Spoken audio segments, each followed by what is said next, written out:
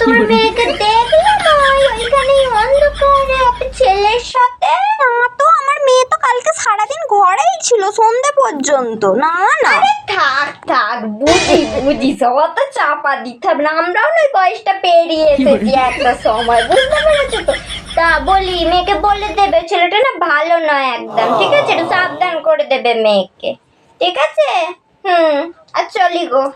ও দিদি, কালকে না ওই ওপারে যে কালী পুজো হয়েছে না, ওই উপলক্ষে কালকে লুচি খাবে, যাবে নাকি?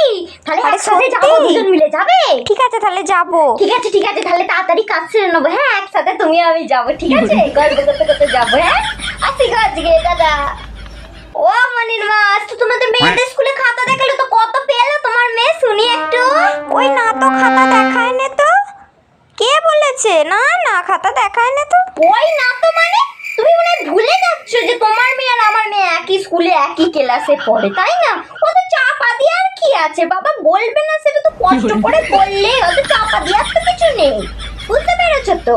অত মিথ্যা কথা বলার কি আছে, বলবে না সেটা একটা আলাদা ব্যাপার। ঠিক আছে গো, আজকে চলি। হ্যাঁ, কি জানি বাবা, কি যে যুগ এলো, সত্যি কথা বলতো মানুষের এত আপত্তি বাবা।